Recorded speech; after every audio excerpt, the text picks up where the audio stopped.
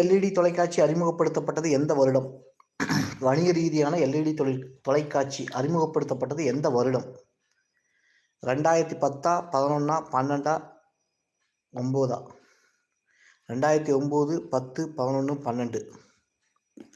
Answer சொல்லுங்க. Answer சொல்லிட்டே இருங்க. நீங்கள் ஆன்சர் சொன்னீங்கன்னா தான் இதை ஆன்சரை பிங் பண்ணி ஆன்சர் சொல்லுங்கள். படித்தவங்க ஆன்சர் சொல்லுங்கள், படிக்காதவங்க ஆன்சர் தெரிஞ்சுக்கோங்க. ஓகேங்களா? படிக்காதவர்கள் தெரிந்து கொள்ளுங்கள். ஆன்சர் நானே சொல்லிடுறேன். 2009ங்க. எல்இடி தொலைக்காட்சி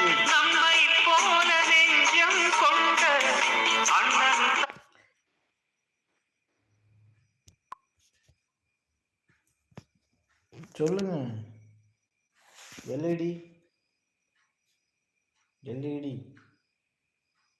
எல்இடி தொலைக்காட்சி முதலில்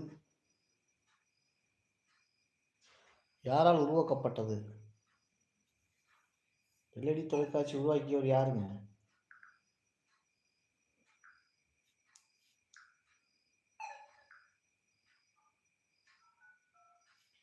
எல்இடி தொலைக்காட்சியை உருவாக்கியவர் யார்? சொல்லுங்க.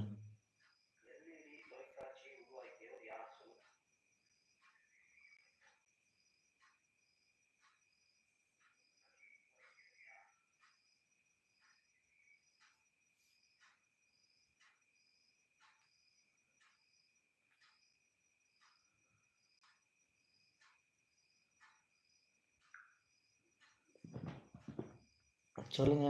எல்இடி தொலைக்காட்சி முறைகள் கண்டுபிடித்தவர் சொல்லுங்க. James B Mitchell. மிட்சல் மார்க்ஸுங்கிறவரு ஆஸ்திரேலியா டீமில் வந்து இப்போ கேப்டனாக இருக்காரு. ஸோ அதை நீங்கள் ஞாபகம் வச்சுக்கலாம். மிட்சல் அப்படிங்கிறவர் தான் 1997 முதல்ல எல்இடி தொலைக்காட்சி உருவாக்கப்பட்டது. அது ஒரு நீல அது ஒரு ஓரியல் மூல நிறக்காட்சி பெட்டி. சரிங்களா? சொல்லுங்க. அடுத்த கேள்வி போகலாம். யாருமே நிறைய பேர் போட மாட்டேங்கிறீங்க ஆன்சரே.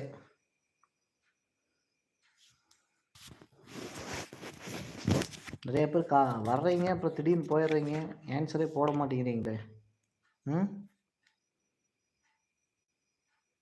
சொல்லுங்க.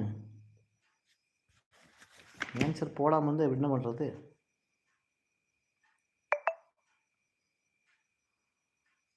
இந்தியாவின் முதல் கோள்களுக்கிடையான விண்வெளி திட்டம் என்ன திட்டம்? மங்கள்யானா, சந்திரயான் 1, சந்திரயான் 2, சந்திரயான் 3? இந்தியாவின் முதல் கோள்களுக்கிடையான விண்வெளி திட்டம் மங்கள்யான் திட்டம்ங்க. முக்கியமான கொஸ்டின்ஸ். மங்கள்யான் திட்டம். சரிங்களா?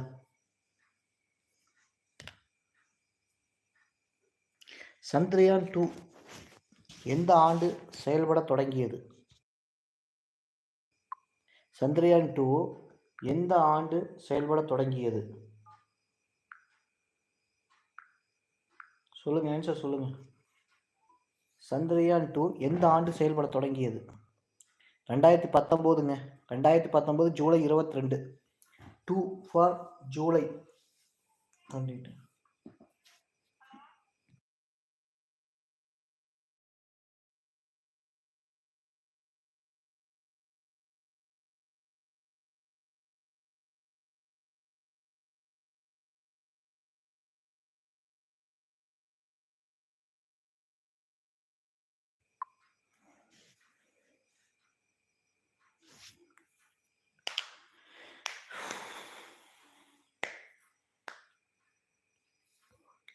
ஆன்சர் சொல்லுங்கப்பா.